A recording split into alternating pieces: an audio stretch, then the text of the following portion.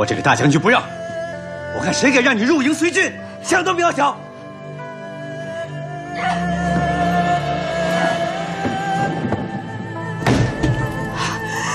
若沈家不能去，大将军你也不能去。我一心嫁你，为的不是荣华富贵，不是安安稳稳的当个夫人，我为的是情，是爱，是能够守在你身边，陪伴你，照顾你。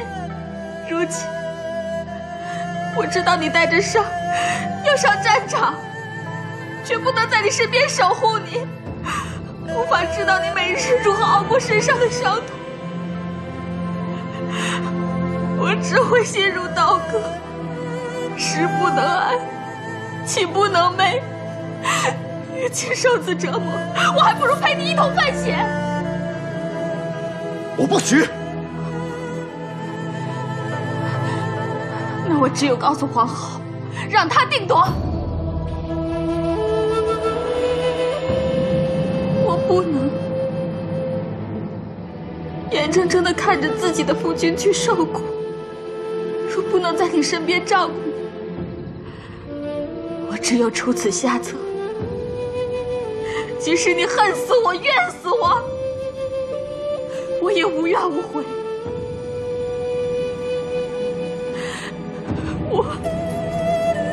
我就是不能失去夫君，我不能失去你，我不能。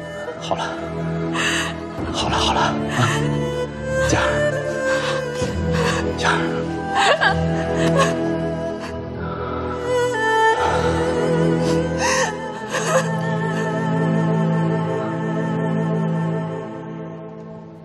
上次沈家做了这汤，谁尝过了都说好，所以我学着做了。来尝尝，看有没有沈家做的好。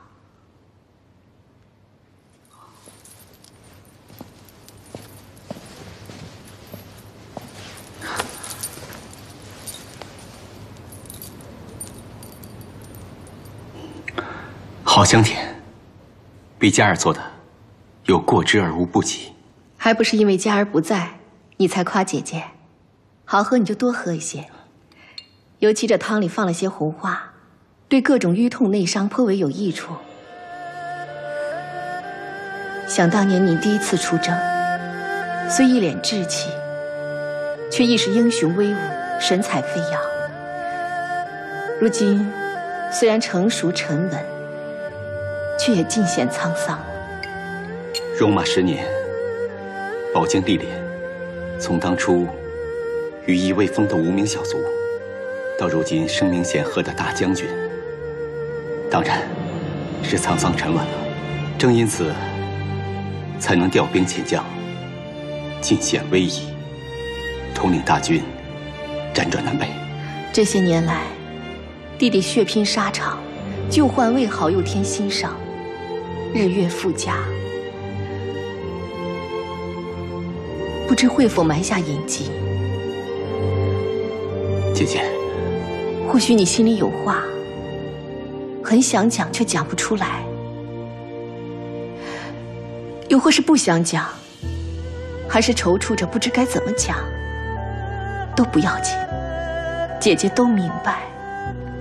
是佳儿告诉了姐姐，佳儿只是引起了我的疑惑。他在皇上面前无礼扬声，又不止一次阻止你与去病事件，根本就不像平日的沈家。不过你才是告诉姐姐真相的人，你是我弟弟，你的神色言行又怎会瞒过姐姐？看你最近气色渐差，步履不复刚劲，又滴酒不沾。现在沈家又执意要陪你去出征。姐姐不必忧虑，我虽有旧患，但轻微不碍事。只因大战在即，一切需小心谨慎，所以不斟酒，不比剑，怕有所闪失，影响战事。佳儿太过紧张，才执意要随军出行，照料我而已。从你首次出征，到如今终极一仗。作为皇后，深知为江山百姓，你是不能不打。而你作为大汉的大将军，一个战士，相信你也必须打。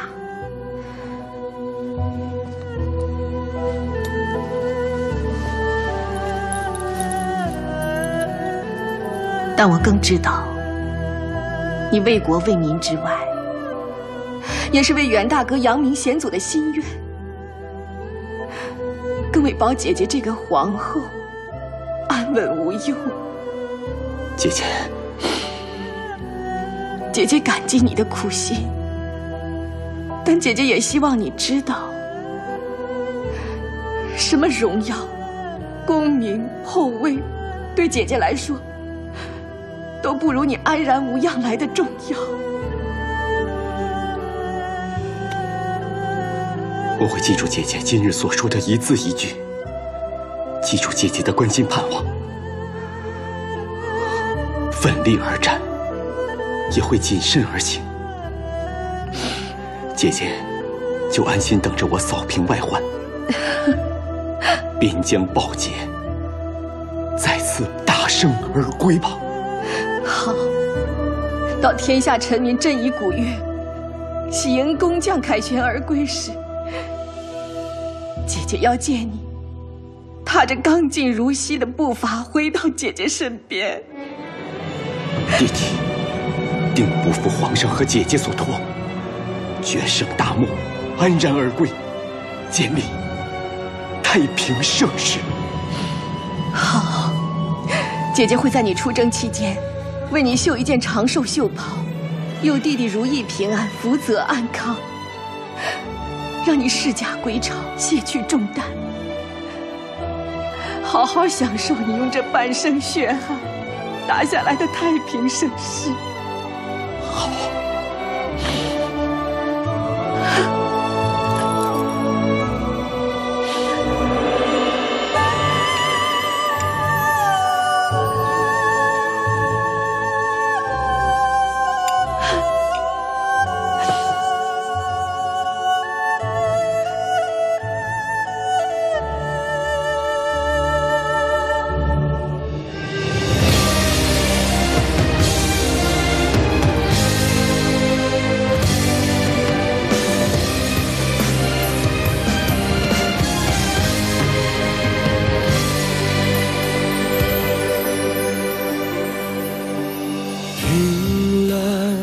看不穿翻云覆雨变幻，算不穿光阴的流转，走不遍江中的塞北与江南。诗篇写不完千头万绪纠缠，数不尽百转千回循环，道不尽一生的荣耀与悲欢，有多少能永远？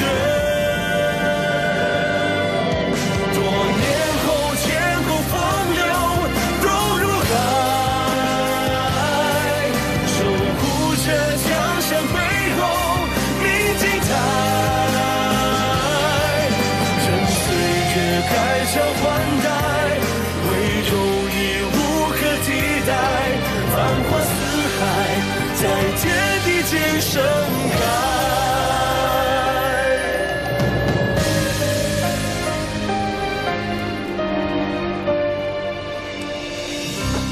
慢慢吃，这烧肉是我用蛮渣煮成的，可化瘀行血，有利于你的内伤。哎，佳儿，歇会儿吧。我不累，能陪在你身边就好。佳儿，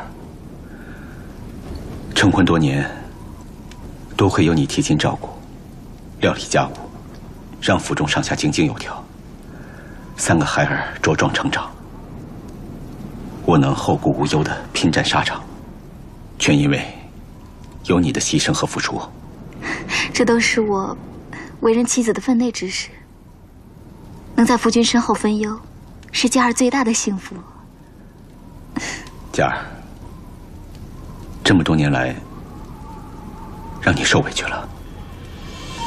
但无论如何，我想让你知道，我是你可以把秘密、性命都交托的生死之亲的妻子。来，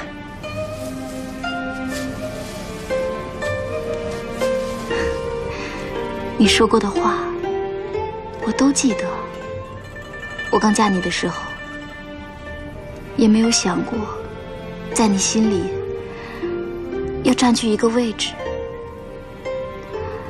我当时只觉得，只要能够靠近你，就像不愿接近青天那样，我就很满足了。如今，我能够陪你共赴沙场，看着你调兵遣将的威仪，对我这株小草而言，何其有幸！佳儿，有你在我身边，是我此生最大的幸福。放心，此行虽然艰险，但是我一定会尽力保护你的。你保护好你自己就好。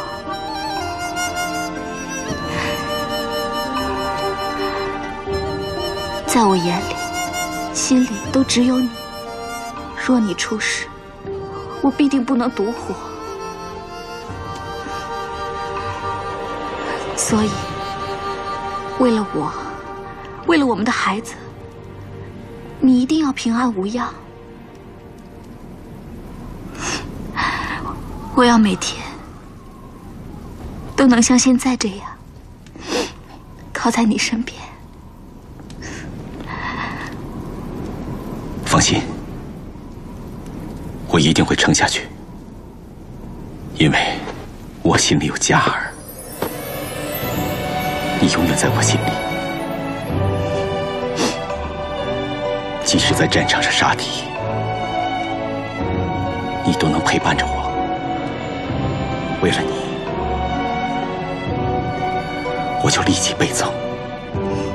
去兵已经领着精兵进了大漠了，我们是不是也快要离开边关，入敌腹地？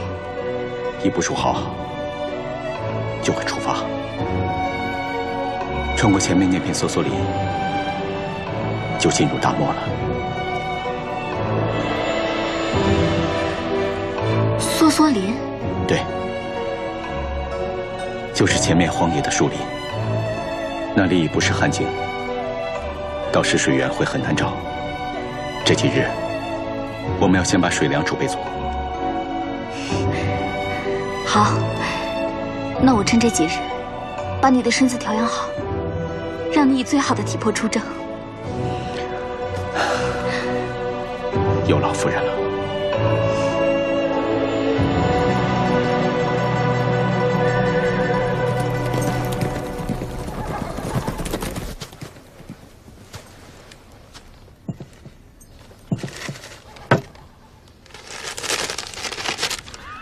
夫君，我趁你巡营时离开，求你见谅。昨夜你说附近有梭梭林，我开心的彻夜难眠。我听易叔叔说，梭梭林中有一种肉松茸，专治虚劳内伤。我问过易公了，原来各种郑家鸡块得这肉松茸极效，但中原还有此药。既然梭梭林就在眼前，那夫君的伤患也有灵药可治了。原谅我擅作主张，我知道你会担心我的安危，不会让我去，所以未事先告知。你说过，家草是出生的芦草，生生不息，经风吹雨打仍昂首不惧。我要为你做这样的一株家草，不用担心，我很快就回来。傻佳儿，傻佳儿，梭梭林附近外敌频繁出没，你若遇到他们怎么办？我怎么办？我可怎么帮你呀？出了什么事？大将军，收到塞外探子急报，敌军主力原来早已转移，并没有与冠军河的东路军交锋，而是向我方扑来。想不到君卿会有这种失误，该死！陛下，请息怒。如今最重要的是，如何再调配大军。我们的精兵都集中于去病的军队中，卫青兵马数目远远逊于敌军，不能硬碰。陛下，臣以为，不如让卫青留守定襄郡，待去病的兵马抵达狼居胥山，乱了敌军部署，再一起出发，围攻赵信城。万万不可！若卫青留守，必坏了兵将士气，这是行军大忌。如今趁军将士气高昂，就该立刻出发，让卫青先行应战，拖延敌军。同时派人急告去病前去包抄，让敌军措手不及，才有胜算。陛下，精兵都不在卫青军中，怕是拖延不了几日就被外敌。不会，卫青骁勇善战，布阵如神，之前6次大胜，这次也断不会让朕失望。朕相信卫青的坚毅，也相信去病的机灵，他们会明白此仗的重要，只能进，不能守，更不能退。此仗只能进，不能守，更不能退。你们速速将我新的调配下达众将士，要好好的安抚军心，激励士气。到时一声号响，漠北挺进。走。公孙，大将军，时间紧迫，军中有精兵不多，你身为先锋大将，先速速整合5000骑兵做冲锋兵，随时候命，抢占先机。诺。报告大将军，我等便寻未见夫人，但小的在梭瑟林附近拾到女人衣服的布屑，不知是否夫人所有，特赶来向大将军回报。果然是夫人衣服上的。末将再派人去寻找。不用了，你去准备兵马，不要耽误了军情，我自己去找。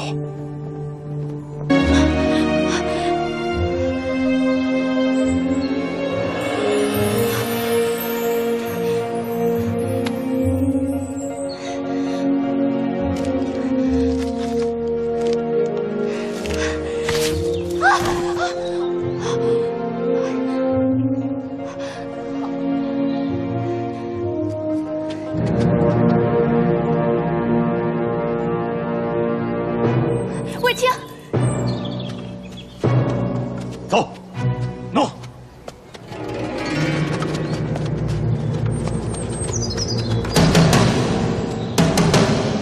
嘉儿，嘉儿，大将军，嘉儿，大将军，跟我走。诺。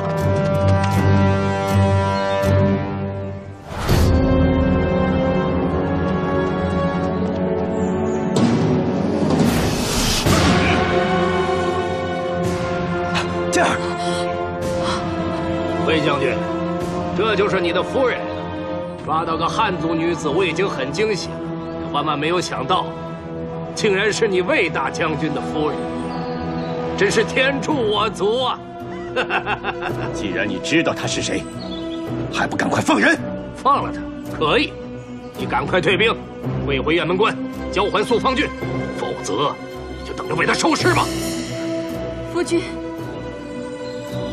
魏大将军，不要为了一株小草而耽误了军情。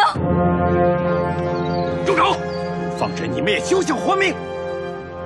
哼，我们死，那也有大将军的夫人陪葬。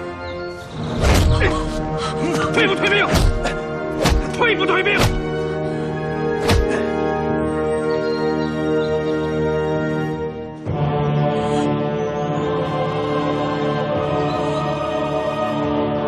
嘉儿不要！嘉儿不要！啊！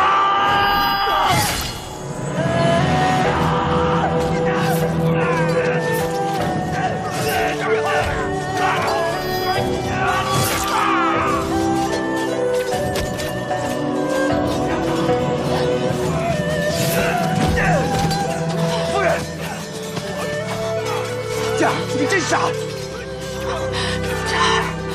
不要夫君为难。别乱说，我带你回去，撑住。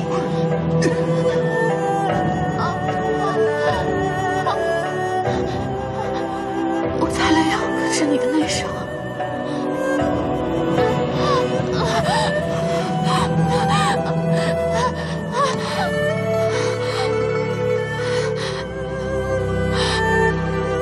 佳儿，我不能陪伴在你身边了，佳儿要赋予你。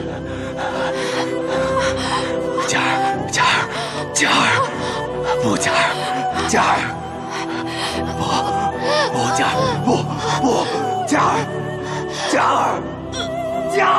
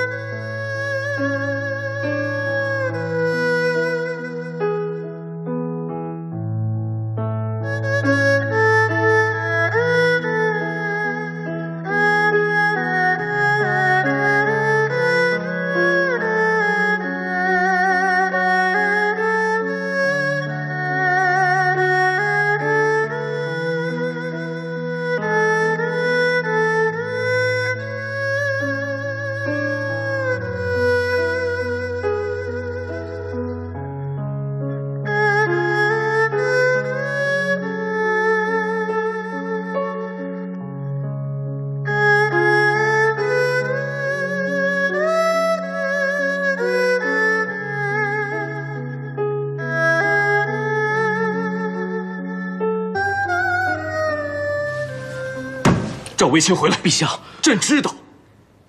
卫青痛失爱妻，定想杀敌报仇，但开战以来已是一搏3折。朕花了很长时间备齐粮草，整顿兵马，充实军库，就是为了漠南再无王庭。此次不容半点疏忽。但以卫青如今的悲愤心情，只怕召他不回。你去，他不回来就抓他回来。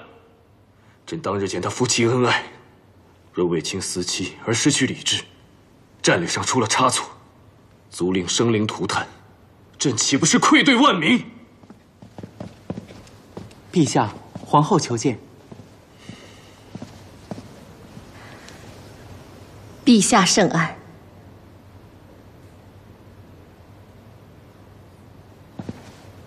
子父，你痛失亲人，一定很难过。你怎么不好好休息呢？陛下，子父知道不该干涉朝政之事，但此次关乎臣妾弟弟，敢问陛下，准备如何处理前线战事？卫青虽然6战6胜，但这次朕要召他回来，改以去病统领全军。因为此战，臣妾明白。正因弟弟情深，亲睹爱妻惨死，悲怆之间或失理智，留在军中，恐生巨祸。但召其回来，却也怕难成其事。只是，若卫青能够摒去忧伤，冷静领军，陛下可会改变初衷。他是朕的干城大将，他若能胜任，朕自然不想撤换他。但当前局势严峻，又关乎他的至亲之情，恐怕不能如你我所愿。卫青不单是陛下的干城大将，也是臣妾的弟弟。臣妾与陛下一样，都希望能转危为安。此事可否交给臣妾处理？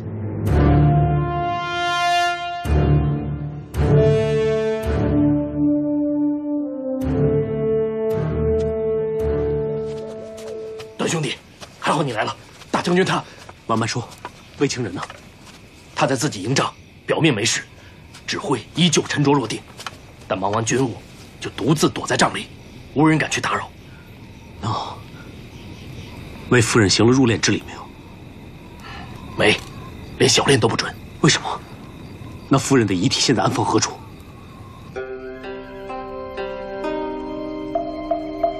谢谢尼采的肉松茸，真的有用。这2日，我气息畅顺，精神多了。你平日嘱咐我要多吃的东西，我也都记得。你的话，我一直默记于心。等我打了胜仗，就陪你一起游四海江船，看潮汐涨退，好不好？我也不要再做你的什么晴天，我也要做一株家草，与你同风同雨。卫青，你知不知道自己在做什么？我在与我夫人谈心。她有回应你吗？她在休息。你这样会惊扰到她，你还是走吧。卫青，你看看你自己，你是大将军，手握万人生死。我不是如常调兵遣将吗？我有犯过什么错误吗？这就是错。你做什么？他的脸是冰的，他已经死了。不，他不会死。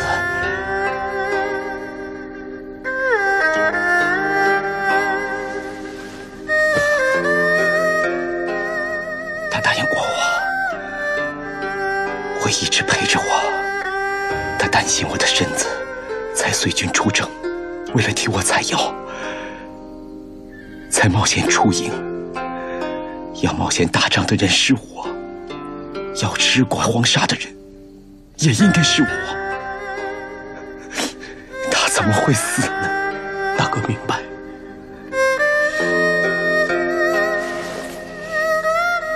你不明白，你想带他走，可他根本不想走，他只想在这里伴着我，他要看我为他打这一场仗，看我大胜而归。但是你却不体谅我们的心，你算什么兄弟？我不是你兄弟。那外面的将士们是不是你兄弟？他们表面上军心饱满，但事实呢？他们有多心痛，你知道吗？你不听我的没关系，但你敬重的姐姐的话，你不会不听。这上面不但有她的字迹，还有她的泪迹，每字每句都重如千斤，难如登天。我不要看。好，我念给你听。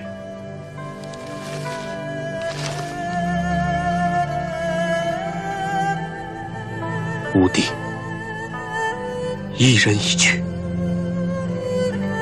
不要！此刻你定是心中悲痛。你我姐弟情深，所伤所痛，我也感同身受。即使你已是统领兵马的大将军，但作为你的姐姐，能与你亲近如初，也愿与你同悲同苦，分担你心中之爱，抚慰你强逆之痛。一人远隔，可血脉仍在。家中稚子刚丧亲母，孤苦无依，亟待父亲亲自安抚。身为人父，更要平复振作，兼其母之、喂之、息之、养之、玉芝，还有喜娘，痛失相依相靠的爱女，悲痛欲绝，难以释怀，正待女婿无虞而归，替佳儿尽未尽之孝。忆往昔，浓浓惶愁，重重难关，到如今种种荣耀，你都与我相扶相守。若我孤弱一身，如何撑过风霜雨露？弟弟，不止佳儿，姐姐也急需要你。伊人已去，但大敌当前，需要你的不止至亲，还有大汉将士与天下百姓。姐姐盼你早出困局，莫因仇恨乱了心智，莫因离情误了苍生，更别让佳儿枉死大漠。姐自负气素。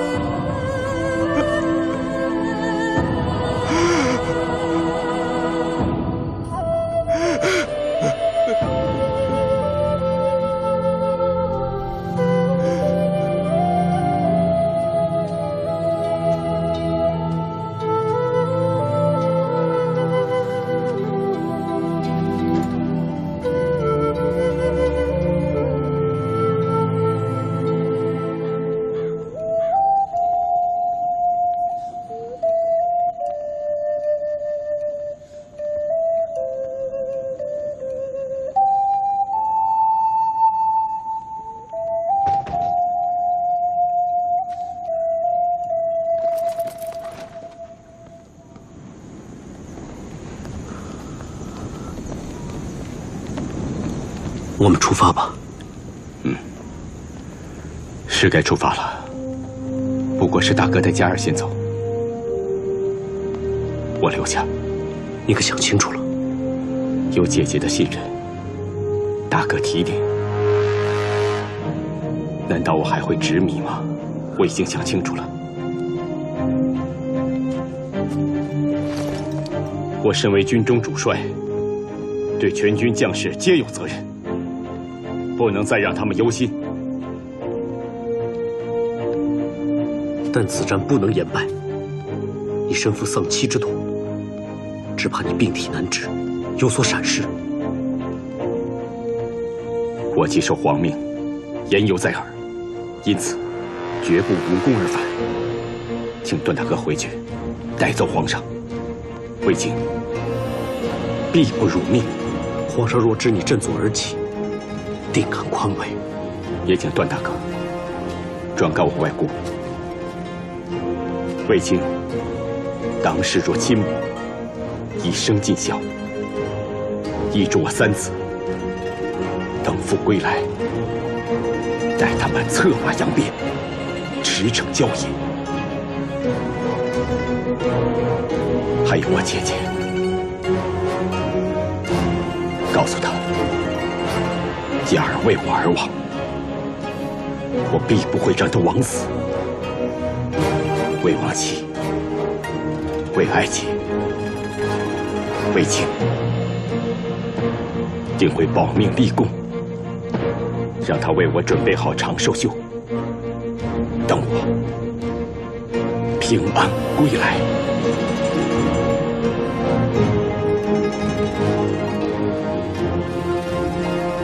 你放心，我定会为你一一传话。孤军营地，你自己要小心。大哥带走我心中牵挂，我还有何虑？有何惧？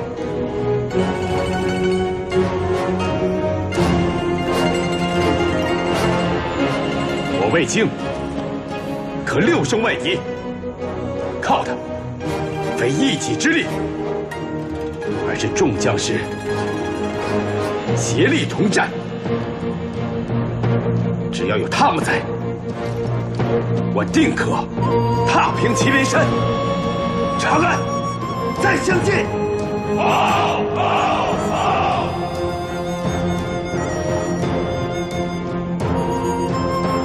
段大哥，我的嘉儿就交给你了，你带她一路走好，待我荣归长安，奏凯乐，歌同宫，再救嘉儿英灵，我定会护送你夫人平安回到长安。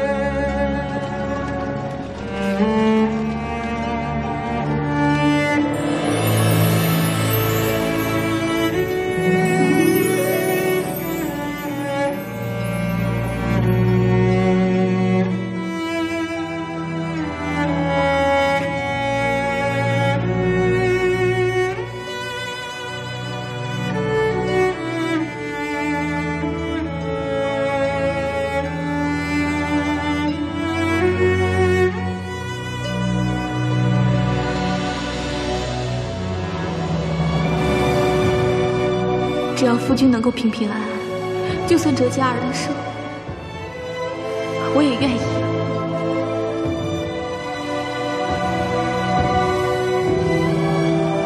所以，为了我，为了我们的孩子，你一定要平安无恙。我心里有嘉儿，你永远在我心里。即使在战场上杀敌，都能伴着我。为了你，我就力气倍增。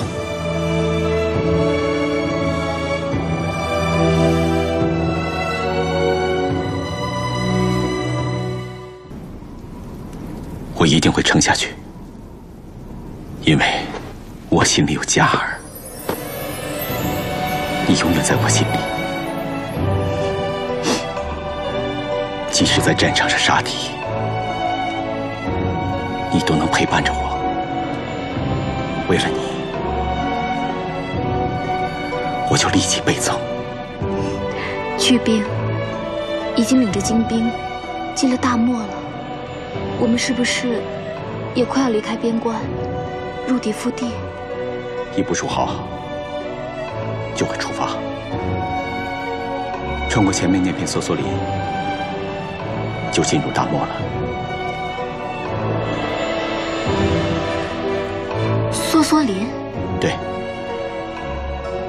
就是前面荒野的树林，那里不是汉境，到时水源会很难找。这几日，我们要先把水粮储备足。好，那我趁这几日，把你的身子调养好，让你以最好的体魄出征。有劳夫人了。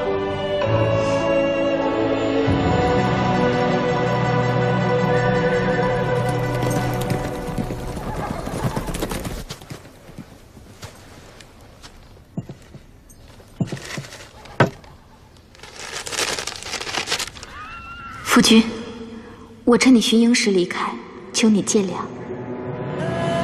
昨夜你说附近有梭梭林，我开心的彻夜难眠。我听易叔叔说，梭梭林中有一种肉松茸，专治虚劳内伤。我问过易公了，原来各种郑家鸡块得这肉松茸极效，但中原还有此药。既然梭梭林就在眼前，那夫君的伤患也有灵药可治了。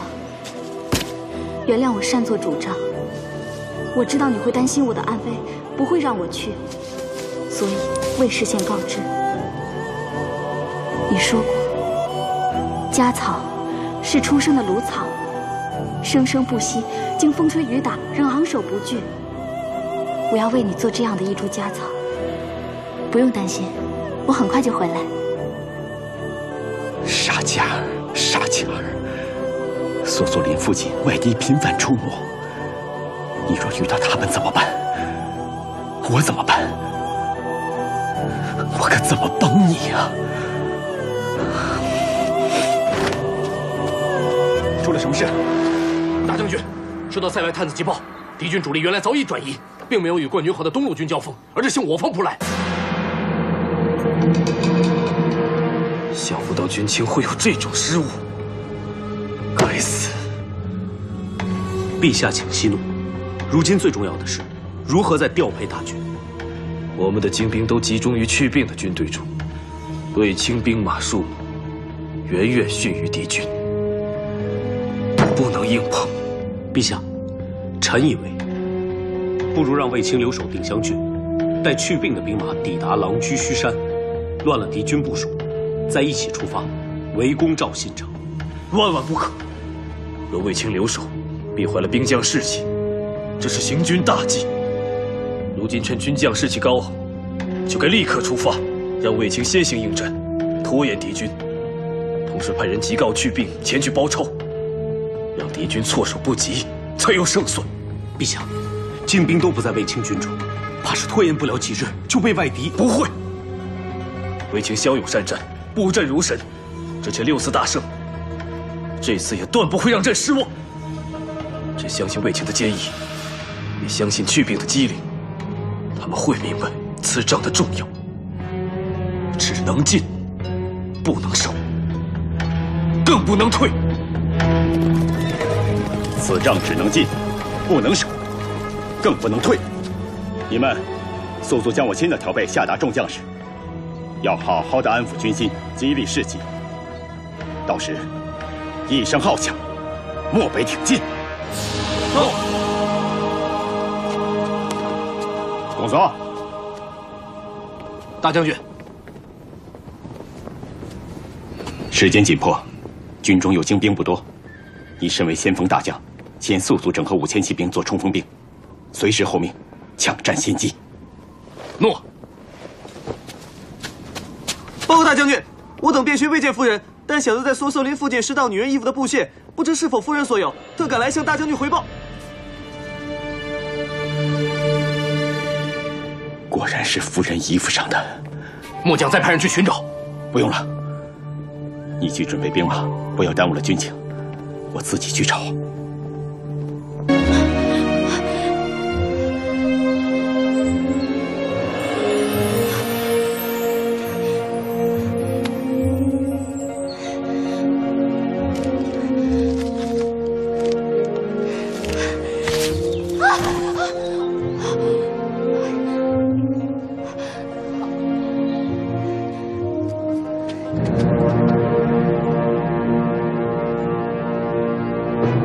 卫青，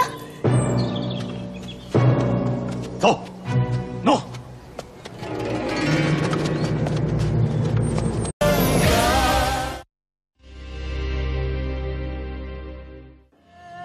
我这个大将军不让，我看谁敢让你入营随军，想都不要想。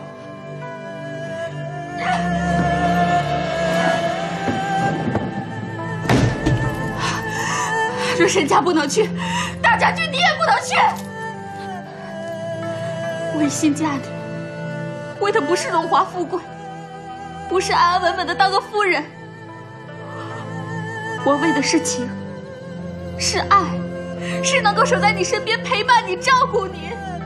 如今我知道你带着伤要上战场，却不能在你身边守护你，无法知道你每日如何熬过身上的伤痛，我只会陷入刀割，食不能安，寝不能寐，与其受此折磨，我还不如陪你一同犯险。我不许！那我只有告诉皇后，让她定夺。我不能眼睁睁地看着自己的夫君去受苦，若不能在你身边照顾你，我只有出此下策。即使你恨死我、怨死我，我也无怨无悔。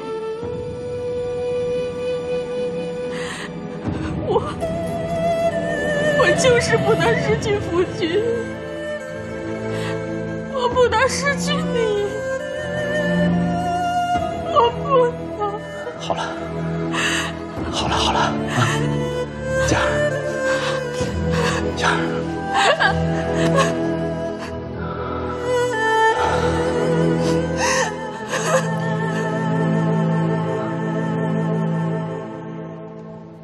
上次沈家做了这汤，谁尝过了都说好，所以我学着做了。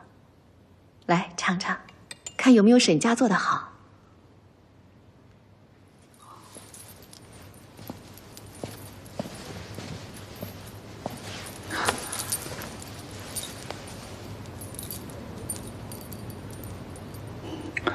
好香甜，比佳儿做的有过之而无不及。还不是因为佳儿不在，你才夸姐姐。好喝你就多喝一些，尤其这汤里放了些红花，对各种瘀痛内伤颇为有益处。想当年你第一次出征，虽一脸稚气，却亦是英雄威武，神采飞扬。如今虽然成熟沉稳，却也尽显沧桑了。戎马10年，饱经历练，从当初羽翼未丰的无名小卒，到如今声名显赫的大将军，当然是沧桑沉稳了。正因此，才能调兵遣将，尽显威仪，统领大军，辗转南北。这些年来，弟弟血拼沙场，旧患未好又添新伤，日月复加。不知会否埋下隐疾？姐姐，或许你心里有话，很想讲却讲不出来，又或是不想讲，还是踌躇着不知该怎么讲，都不要紧，姐姐都明白。是佳儿告诉了姐姐。佳儿只是引起了我的疑惑。他在皇上面前无礼扬声，又不止一次阻止你与去病事件，根本就不像平日的沈家。不过你才是告诉姐姐真相的人。你是我弟弟，你的神色言行又怎会瞒过姐姐？看你最近气色渐差，步履不复刚劲，又滴酒不沾。现在沈家又执意要陪你去出征。姐姐不必忧虑，我虽有旧患，但轻微不碍事。只因大战在即，一切需小心谨慎，所以不沾酒，不比剑，怕有所闪失，影响战事。佳儿太过紧张，才执意要随军出行，照料我而已。从你首次出征到如今终极一仗，作为皇后，深知为江山百姓，你是不能不打。而你作为大汉的大将军，一个战士，相信你也必须打。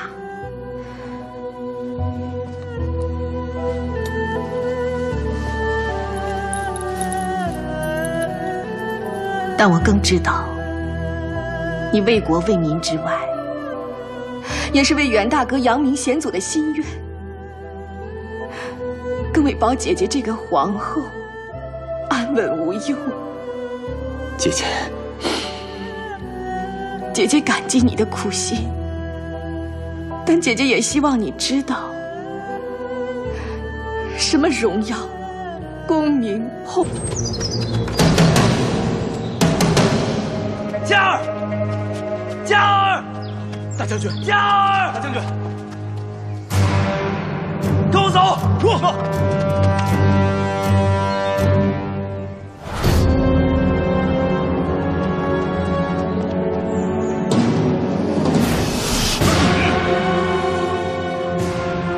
这儿，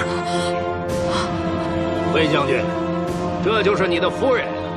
抓到个汉族女子，我已经很惊喜了，万万没有想到，竟然是你魏大将军的夫人，真是天助我足啊！既然你知道她是谁，还不赶快放人？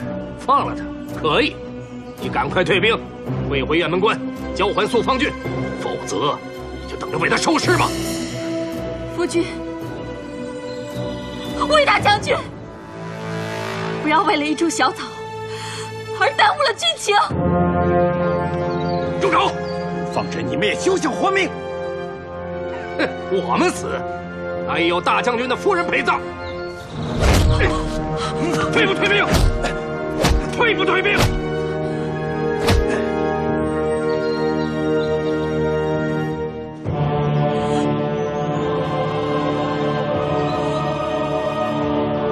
佳儿不要！佳儿不要！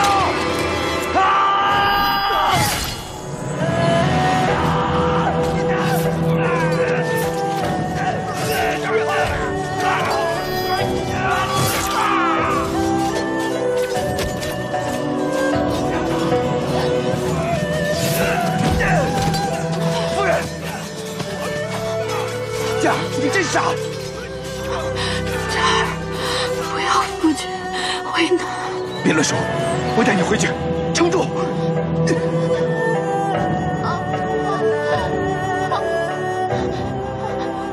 我擦了药，可是你的内伤。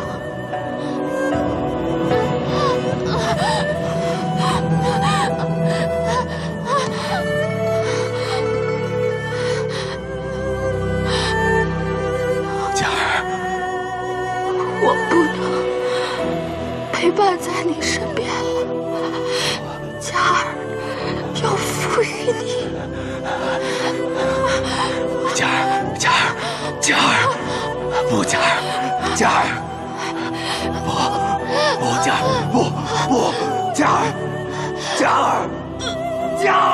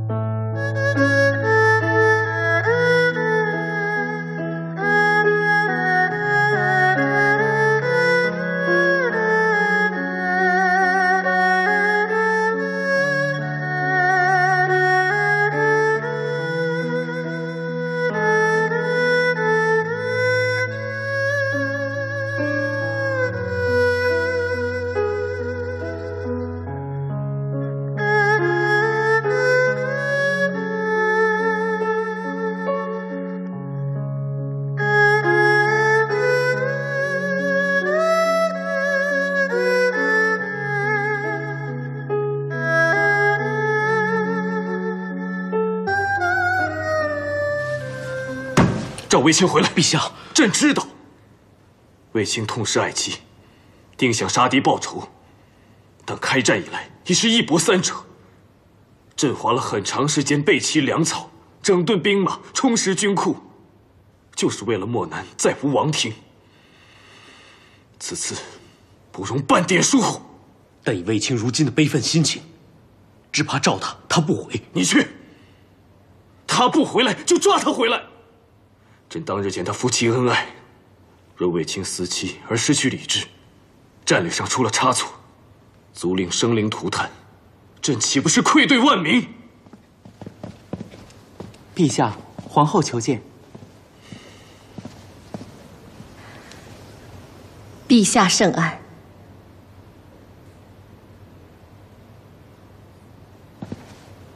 子父，你痛失亲人，一定很难过。你怎么不好好休息呢？陛下，子父知道不该干涉朝政之事，但此次关乎臣妾弟弟，敢问陛下，准备如何处理前线战事？卫青虽然6战6胜，但这次朕要召他回来，改以去病统领全军。因为此战，臣妾明白。正因弟弟情深，亲睹爱妻惨死，悲怆之间或失理智，留在军中，恐生巨祸。但召其回来，却也怕难成其事。只是，若卫青能够摒去忧伤，冷静领军，陛下可会改变初衷？他是朕的干城大将，他若能胜任，朕自然不想撤换他。但当前局势严峻，又关乎他的至亲之情，恐怕不能如你我所愿。卫青不单是陛下的干城大将，也是臣妾的弟弟。臣妾与陛下一样，都希望能转危为安。此事可否交给臣妾处理？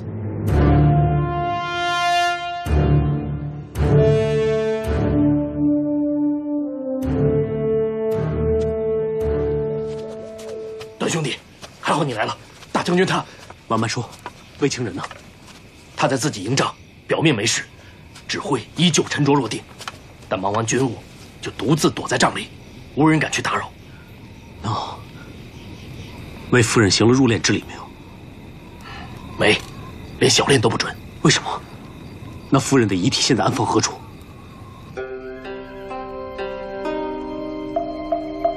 谢谢尼采的肉松茸，真的有用。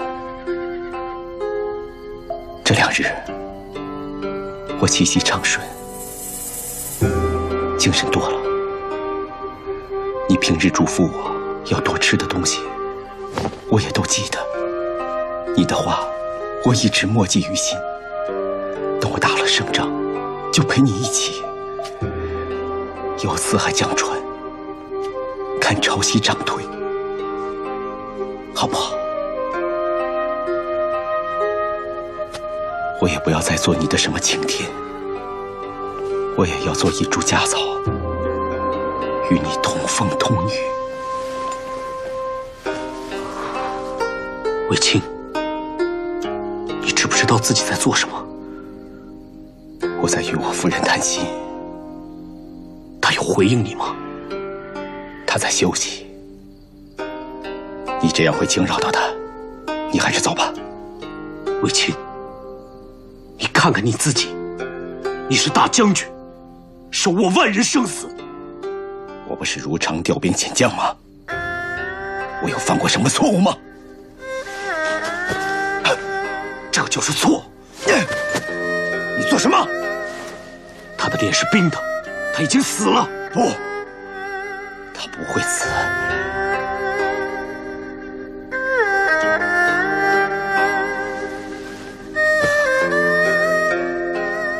他答应过我，会一直陪着我。他担心我的身子，才随军出征，为了替我采药，才冒险出营。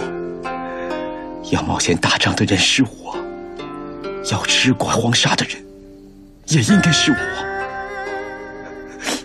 他怎么会死呢？大哥明白。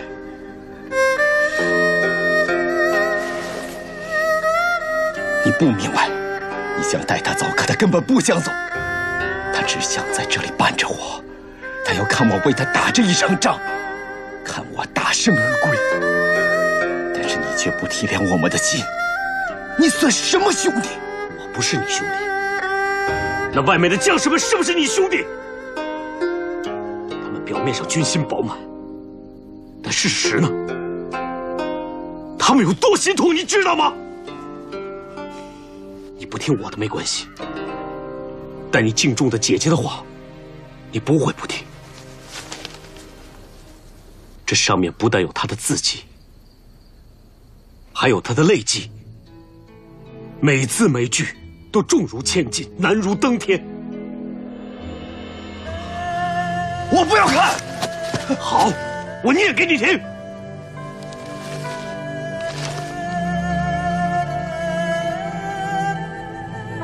五弟，一人一句。不要！此刻你定是心中悲痛。你我姐弟情深，所伤所痛，我也感同身受。即使你已是统领兵马的大将军，但作为你的姐姐，能与你亲近如初，也愿与你同悲同苦，分担你心中之爱，抚慰你强逆之痛。一人远隔，可血脉仍在。家中稚子刚丧亲母，孤苦无依，亟待父亲亲自安抚。身为人父，更要平复振作，兼其母之、喂之、惜之、养之、育之。后位对姐姐来说，都不如你安然无恙来的重要。我会记住姐姐今日所说的一字一句，记住姐姐的关心盼望，奋力而战，也会谨慎而行。姐姐就安心等着我扫平外患，边疆报捷，再次大胜而归吧。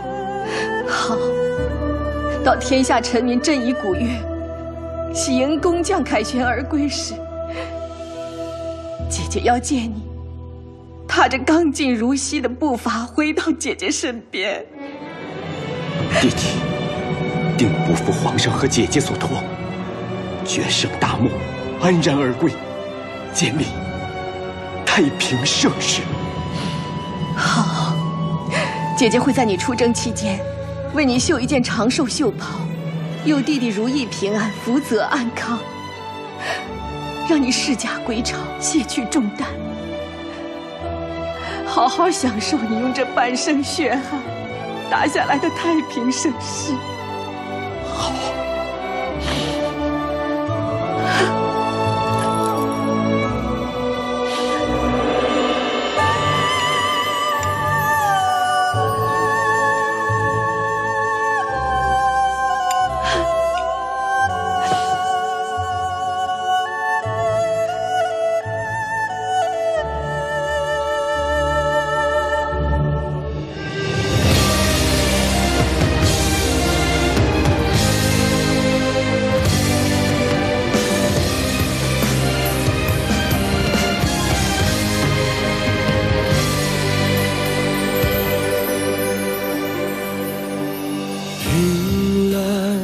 看不穿翻云覆雨变幻，算不穿光阴的流转，走不遍江中的塞北江南。诗篇写不完千头万绪纠缠，数不尽百转千回循环，道不尽一生的荣耀与悲欢。有多少能永远？多年后千古风流都如海，守护着江山背后铭记台，任岁月开朝换代，唯有你无可替代。繁华四海，在天地间盛开。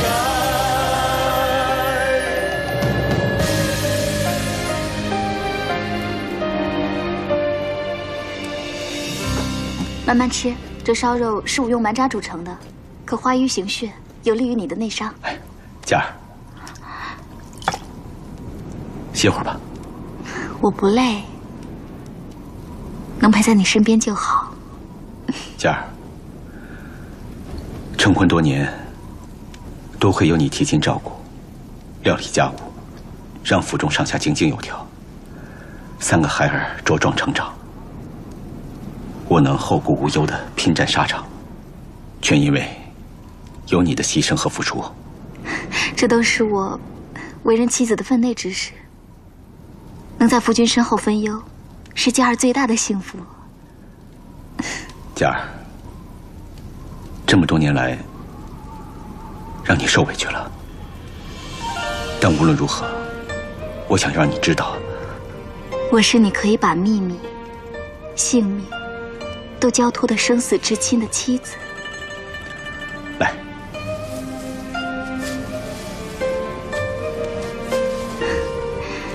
你说过的话，我都记得。我刚嫁你的时候，也没有想过，在你心里要占据一个位置。我当时只觉得，只要能够靠近你，就像不愿接近青天那样，我就很满足了。如今，我能够陪你共赴沙场，看着你调兵遣将的威仪，对我这株小草而言，何其有幸！佳儿，有你在我身边，是我此生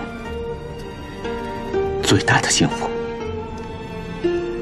放心，此行虽然艰险，但是我一定会尽力保护你的。你保护好你自己就好。